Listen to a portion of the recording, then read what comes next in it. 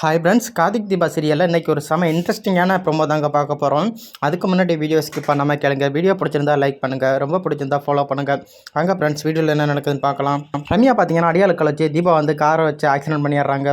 அதுக்கப்புறம் பார்த்தீங்கன்னா அங்கே இருக்கவங்க ஓடி போயிட்டு தீபாவோட ஃபோன் எடுத்து பார்க்குறாங்க. பார்த்தீங்கன்னா அதில் வந்து கார்த்தியோட நம்பர் வந்து சேவ் பண்ணியிருக்குது. அதுக்கப்புறம் பார்த்தீங்கன்னா கார்த்திக்கு கால் பண்ணி விஷயத்தையெல்லாம் சொல்கிறாங்க. அதை கேட்டுட்டு கார்த்தி வந்து ரொம்பவே ஷாக்காகிறாங்க. அப்புறம் பார்த்தீங்கன்னா கார்த்தி உடனே ஓடி போயிட்டு ரம்யா போய்த்து பார்த்து, மேடம் எனக்கு 1 hour பர்மிஷன் வேணும், நான் முக்கியமான வேலையை வெளியில் போகணும் அப்படின்னு சொல்கிறாங்க. ரம்யாவும் சரிங்க ஓகே கார்த்தி போய்த்து வாங்கன்னு சொல்கிறாங்க. அதுக்கப்புறம் பார்த்தீங்கன்னா கார்த்தி வந்து ரொம்பவே பதறி வச்சுக்கிட்டு ஓடியாடுறாங்க. அப்போ உடனே ரம்யா நினைக்கிறாங்க, போங்க கார்த்தி போங்க, இதெல்லாம் பண்ணினதே நான் தானே, கண்டிப்பாக அந்த தீபா எப்படி உயிரோடு இருக்கான்னு நான் பார்த்துக்கிறேன் அப்படின்னு ரம்யா வந்து சவால் விடுறாங்க. அதுக்கப்புறம் பார்த்தீங்கன்னா கார்த்தி வந்து அவங்க பைக் எடுத்துக்கிட்டு ஹாஸ்பிட்டல் போயிடுறாங்க. ஹாஸ்பிட்டல் போயிட்டு டாக்டர்கிட்ட கேட்குறாங்க, டாக்டர் தீபா வந்து அட்மிட் பண்ணியிருக்காங்க, தீபா வந்து ஐசி வார்டில் இருக்காங்க, எதாக இருந்தாலும் 10 நிமிஷம் கழிச்சு தான் சொல்ல முடியும், அவங்களுக்கு வந்து கால்லையும் தலையிலையுமே ரொம்ப அடிபட்டுருக்குது, அவங்களால வந்து 1 மாதத்துக்கு கண்டிப்பாக நடக்க முடியாது, காலில் வந்து செம்மையாக அடிபட்டுருக்குது அப்படின்னு டாக்டர் சொல்கிறாங்க. அதை கேட்டுட்டு கார்த்தி வந்து ரொம்பவே மன உளைச்சலுக்கு ஆளாகி அழுதுகிட்டே உட்காந்துருக்காங்க. அதுக்கப்புறம் பார்த்தீங்கன்னா டாக்டர் வராங்க. அப்போ உடனே டாக்டர் சொல்கிறாங்க, உங்கள் ஒய்ஃப் கண் முழிச்சிட்டாங்க, நீங்கள் போய்த்து பார்க்குறேன்னா பாருங்கள் அப்படின்னு சொல்கிறாங்க. கார்த்தியும் போய்த்து தீபாவை பார்க்குறாங்க. தீபா பார்த்தீங்கன்னா, நான் நல்லா இருக்கேன் கார்த்தி, எனக்கு ஒன்றும் பிரச்சனை இல்லை, தலையிலையும் காலிலையும் தான் அடி அப்படின்னு சொல்லிட்டு கார்த்தியை அழுதபடியே பார்த்துக்கிட்டு இருக்காங்க. அப்போ உடனே கார்த்தி வந்து அழுதுகிட்டே, பார்த்து வர மாட்டீங்களா தீபா, ஏன் இப்படி வந்தீங்க, அதான் கார் வருதுன்னு தெரியல, கொஞ்சம் அது ஒதுங்கி வந்திருக்கலாம்ல அப்படின்னு அழுதுகிட்டே இருக்காங்க. இப்போ நான் எனக்கு என்ன பண்ணுறேனே தெரியல தீபா, நீங்கள் இல்லைன்னா நான் இல்லை அப்படின்னு கார்த்தி வந்து அந்த இடத்துல ரொம்பவே ஃபீல் பண்ணுறாங்க. அப்போ உடனே தீபா சொல்கிறாங்க, அதான் எனக்கு ஒன்றும் ஆகலை இல்லை சார், பரவாயில்ல சார், அதான் நான் உங்கள் கூட இருக்கல சார், கண்டிப்பாக நான் உங்களை எல்லாம் விட்டு போக மாட்டேன் சார் அப்படின்னு சொல்கிறாங்க. அப்போ உடனே கார்த்தி சொல்கிறாங்க, தீபா நான் கம்பெனியில் 1 hour பர்மிஷன் கேட்டுட்டு வந்திருக்கேன், நாளையிலேருந்து நான் வேலைக்கு போகல, நான் உங்கள் கூட தான் இருக்க போகிறேன், உங்கள் கூட இருந்து உங்களையே நான் பத்திரமா பார்த்துக்க போகிறேன் அப்படின்னு சொல்கிறாங்க. அதுக்கு உடனே தீபா சொல்கிறாங்க, சார் நீங்கள் கண்டிப்பாக வேலைக்கு போகணும் சார், அப்படி மட்டும் போகலன்னா அந்த சவாலில் வந்து தோற்ற மாதிரி ஆகிடும் சார் அப்படின்னு தீபா சொல்கிறாங்க. அதுக்கப்புறம் பார்த்தீங்கன்னா கார்த்தி வந்து மைதிலியையும் மீனாட்சியும் கூப்பிட்டு, நீங்கள் தீபா பக்கத்தில் இருந்தே பார்த்துக்கிடுங்க, நான் கம்பெனிக்கு போயிட்டு வந்துடுறேன் அப்படின்னு சொல்லிட்டு கார்த்தி பார்த்தீங்கன்னா ஹாஸ்பிட்டல்லேருந்து கம்பெனிக்கு கிளம்பிடுறாங்க. அப்போ உடனே கார்த்தியை பார்த்ததோட ரம்யா கேட்குறாங்க, எங்கே கார்த்தி போனீங்க, என்ன விஷயம் அப்படின்னு. அதுக்கு உடனே கார்த்தி சொல்கிறாங்க, இல்லை மேடம் என் ஒய்ஃபுக்கு வந்து ஆக்சிடென்ட் ஆகிட்டு மேடம், அதனால தான் நான் பார்க்க போனேன் அப்படின்னு. அதை கேட்டுட்டு ரம்யா ரொம்பவே ஷாக்காயிடுறாங்க. என்ன சொல்கிறீங்க கார்த்தி, உங்கள் ஒய்ஃபுக்கு ஆக்சிடென்ட் ஆகிட்டா?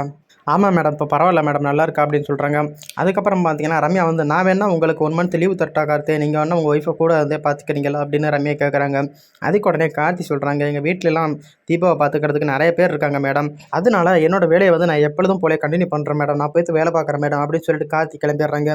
அப்போ பார்த்தீங்கன்னா ரம்யா நினைக்கிறாங்க, கார்த்திக்கு வந்து உண்மையாகவே தீபாவை பிடிக்கல தான் போல, அதனால தான் தீபாவை வெறுக்கிறாங்க, அப்படி இல்லைனா ஆக்சிடென்ட் ஆன பொண்டாட்டியை வச்சுட்டு எப்படி இவங்க வேலைக்கு வருவாங்க அப்படின்னு ரம்யா வந்து தப்பு கணக்கு போட்டுக்கிட்டு இருக்காங்க. அதுக்கப்புறம் பார்த்தீங்கன்னா கார்த்தி ஃபேக்ட்ரியில் ஒர்க் எல்லாமே முடிச்சுட்டு தீபா வீட்டுக்கு வராங்க. இங்கே பார்த்தீங்கன்னா தீபா வந்து நடக்கவே முடியாமல் கஷ்டப்பட்டுக்கிட்டு இருக்காங்க. அப்போ ஓடி போய்த்து தீபா வந்து கார்த்திக் பிடிக்கிறாங்க. தீபா நான் தான் இருக்கல, நீங்கள் எதுக்கு அவசரப்பட்டு நடந்து வரீங்க, நான் உங்களை பார்த்துக்கிறேன் அப்படின்னு சொல்லிட்டு கார்த்தி வந்து தீபா கைத்தாங்கலாம் கூட்டிகிட்டு வராங்க. அப்புறம் பார்த்தீங்கன்னா நைட்டு டைம் ஆகிடுது. ரம்யா பார்த்தீங்கன்னா பெங்களூர் போகிறதுக்காக கார்த்திக் கூட அவங்க ட்ரெஸ் எல்லாமே பேக் பண்ணிக்கிட்டு இருக்காங்க. பெங்களூர் போய்த்து 2 நாள் ஸ்டே பண்ணணும், எப்படியும் கார்த்தி நம்ம கூட தான் வருவாங்க அப்படின்னு நினச்சிக்கிட்டு நிறையா ட்ரெஸ் எல்லாம் எடுத்து வச்சுக்கிட்டு இருக்கிறாங்க. அப்போ பார்த்தீங்கன்னா ரம்யா வந்து ரொம்பவே மோசமாக யோசிக்கிறாங்க. கார்த்திக்கும் நமக்கும் பக்கத்துலேயே ரூம் எடுத்து வச்சுக்கலாம், அப்போ தான் கார்த்தி நம்ம எப்போ வேணாலும் போய்த்து பார்த்துக்கலாம் அப்படின்னு சொல்லிட்டு ரொம்பவே மட்டமாக யோசிக்கிறாங்க. கார்த்தி பார்த்தீங்கன்னா தீபா வந்து ரொம்ப சூப்பராக கவனிச்சிக்கிறாங்க. தீபாவுக்கு வந்து சாப்பாடெல்லாம் ஊட்டி விடுறாங்க. அப்போ உடனே கார்த்தி சொல்கிறாங்க, தீபா நான் ஒரு தெரியாமல் தப்பு பண்ணிட்டேன், மேடம் வந்து பெங்களூர் கூப்பிட்டாங்க 2 days ஸ்டே பண்ணுற மாதிரி, அங்கே வந்து ஒர்க் இருக்குது, அங்கே போய்த்து ஏதோ கம்பெனிக்கு தேவையான மிஷின் எல்லாம் வாங்கணுமா, அதுக்கு வந்து என்ன தான் கூப்பிட்ருந்தாங்க, கொஞ்சம் டேலண்டான பர்சன் அப்படின்னு. நானும் எனக்கு உங்களுக்கு இப்படி ஆகும்னு தெரியாமல் நானும் வரேன்னு சொல்லிட்டேன், இப்போ என்ன பண்ணுறேனே தெரியல தீபா, நான் வேணால் மேடத்துக்கிட்ட வரலன்னு சொல்லிடுறட்டா அப்படின்னு தீபா கிட்ட கேட்குறாங்க கார்த்திக்.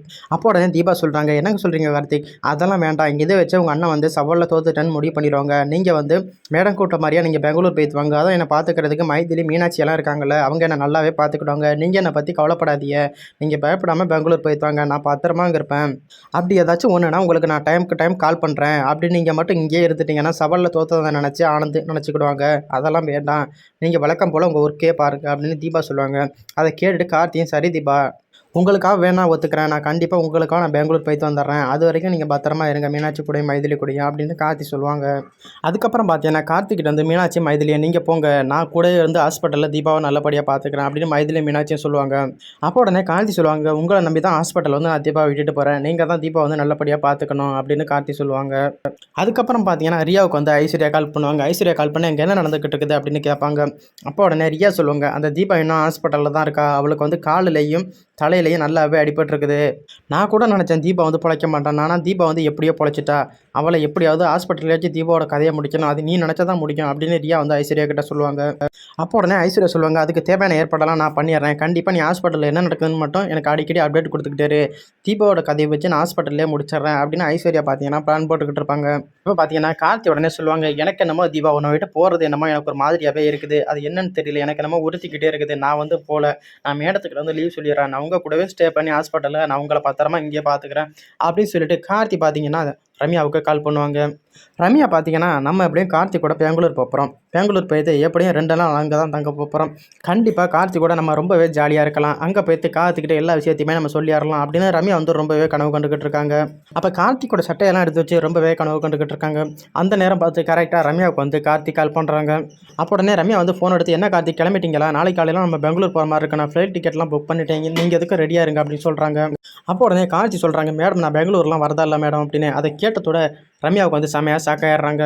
ஏன் கார்த்தி, என்னாச்சு கார்த்தி, எதுவும் ஸ்டே பண்ணுறதுல எதுவும் ப்ராப்ளமா அப்படின்னு கேட்குறாங்க. அதுக்கு உடனே கார்த்தி சொல்கிறாங்க, அதெல்லாம் இல்லை மேடம், இங்கே வந்து தீபாவுக்கு உடம்பு முடியலை. தீபா ஆக்சிடென்ட் நடந்தனால நான் தான் கூட இருந்து அவளை ஹாஸ்பிட்டலில் பார்த்துக்கணும். அதனால நான் வரல மேடம், நான் வேணால் 2 டேஸ் கழிச்சு போகலாமா மேடம் அப்படின்னு கேட்குறாங்க. ரம்யா உடனே என்ன பண்ணுறேனே தெரியாமல் செம கடுப்பில் இருக்கிறாங்க. தீபா வேறு அந்த குறுக்க இருந்துக்கிட்டு அந்த கார் எடுத்தே கெடுக்கிறாளே, நான் வேறு 2 நாள் பிளான் போட்டிருந்தேன். கார்த்தி கூட போய் பெங்களூரில் போய் ரொம்பவே ஜாலியாக இருக்கலானே, இது எல்லாத்தையுமே தீபா கெடுக்கிறாளே, இப்போ என்ன பண்ணுறது அப்படின்னு ரம்யா நினச்சிக்கிட்டு இருக்காங்க. அப்போ பார்த்தீங்கன்னா கார்த்தி கேட்குறாங்க, என்ன மேடம் அமைதியாகவே இருக்கேன், நான் கேட்டுக்கிட்டே இருக்கேன், நீங்கள் பதில் சொல்லி அப்படின்னு. சரி கார்த்திக், நீங்கள் வரலன்னா பிரச்சனை இல்லை, 2 டேஸ் கழிச்சு கூட நம்ம போய்க்கலாம். அப்புறம் வேணால் நம்ம அந்த மிஷினை போய்த்து நம்ம பார்த்து வாங்கிக்கலாம் அப்படின்னு சொல்லிட்டு ரம்யா வந்து ஃபோனை வச்சிடுறாங்க. அப்புறம் பார்த்தீங்கன்னா தீபா கிட்ட வந்து கார்த்தி சொல்கிறாங்க, தீபா நான் மேடத்துக்கிட்ட வந்து பர்மிஷன் வாங்கிட்டேன், நான் வந்து பெங்களூர்லாம் போகல, உங்கள் கூட இருந்து உங்களை தான் பார்த்துக்க போகிறேன், இப்போ உங்களுக்கு ஹாப்பி அப்படின்னு கேட்குறாங்க. அதுக்கு உடனே தீபா வந்து க்யூட்டாக ஸ்மெல் பண்ணிக்கிட்டே, இப்போ ரொம்ப ஹாப்பி கார்த்திக் சார் அப்படின்னு சொல்கிறாங்க. அதுக்கப்புறம் பார்த்தீங்கன்னா கூல்ட்ரிங்க்ஸ் எல்லாம் தீபாவுக்கு கொடுத்து க்யூட்டாக தீபாவை கவனிச்சிக்கிறாங்க கார்த்திக். அப்புறம் பார்த்தீங்கன்னா வார்டுபாய் வேஷத்துலையும் நர்ஸ் வேஷத்துலையும் ஐஸ்வர்யா வந்து 2 பேரை அனுப்பி வைக்கிறாங்க ஹாஸ்பிட்டலுக்கு. அவங்கள்ட்ட பார்த்தீங்கன்னா தீபா இருக்க வார்டுக்குள்ளே போயிட்டு தெரியாமல் தீபாவுக்கு வந்து இன்ஜெக்ஷனை போட்டுருங்க, அப்படி மட்டும் போட்டுட்டிங்கன்னா யாரு கொண்டான்னு கண்டுபிடிக்கவே முடியாது, அதுக்கு மாற்று மருந்து இல்லை, எப்படியாவது இதை மட்டும் பண்ணிடுங்க, அப்படி பண்ணிட்டீங்கன்னா தீபாவோட கதையை வந்து ஹாஸ்பிட்டலே வச்சு முடிச்சிடலாம் அப்படின்னு அந்த ஆள்கள்ட்ட வந்து ஐஸ்வர்யா சொல்லியிருப்பாங்க.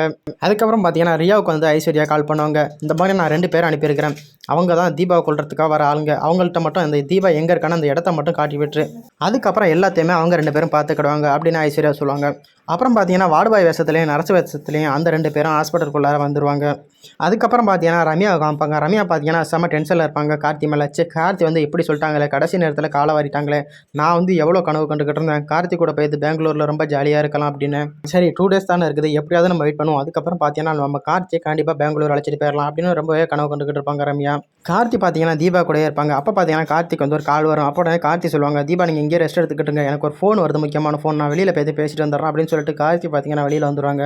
அந்த நேரம் பார்த்து அந்த நர்ஸ் வேஷத்தில் உள்ளவங்களும் வார்டுபாய் வேஷத்தில் உள்ளவங்களும் தீபாவோட ரூமுக்குள்ளே வந்துடுவாங்க. அப்போ உடனே தீபாட்ட சொல்லுவாங்க, மேடம் உங்கள் கிட்ட கொஞ்சம் நேரம் பிளட் டெஸ்ட் எடுத்துக்கலாமா மேடம், கொஞ்சம் பிளட் எடுக்கணும் அப்படின்னு சொல்லுவாங்க. தீபாவும் சரி ஓகே எடுத்துக்கிடுங்க அப்படின்னு சொல்லுவாங்க. சரிட்டு இவங்க இன்ஜெக்ஷன் எடுத்து போடலான்னு போகும்போது அந்த மருந்தை அந்த நேரம் பார்த்து டக்குன்னு மீனாட்சியும் மைதிலையும் உள்ளே வந்துடுவாங்க.